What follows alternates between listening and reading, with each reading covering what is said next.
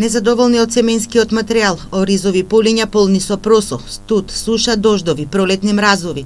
Што да посеат земјоделците, а да даде добар род. Најважно каков семенски материјал да користат, а да биде отпорен на климатските промени.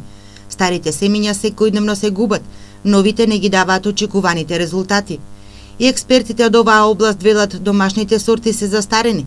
Со нив не можеме да бидеме конкурентни на пазарот, бидејќи не се предпознатливи, а згоре на тоа се и домакини на оваа почва, што значи потекнуваат од друга земја. Ова е отворено прашање до земјоделските институти во земјава, со цел земјоделците да ја зголемат продуктивноста, квалитетот, а пред се конкурентноста на пазарот.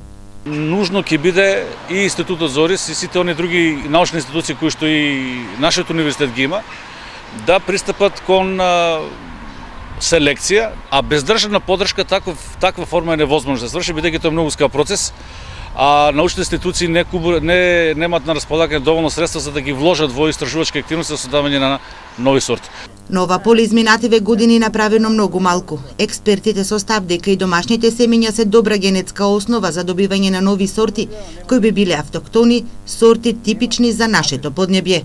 Истото тоа ќе се случи со полиделските култури, не само кај оризот, туку и кај другите култури, бидејќи да се потсетиме, Република Македонија до пред 20 години имаше 3 институти кои што се бавеа со селекција и производство на семенски материјал.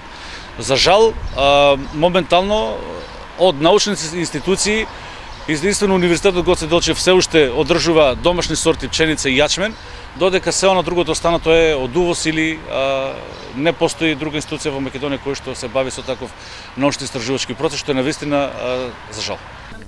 Новите сорти на увозни семиња ги потиснаат домашните. Според проценката на Министерството за земјоделство, 75% од македонските сорти користени за производство на храна се изгубени.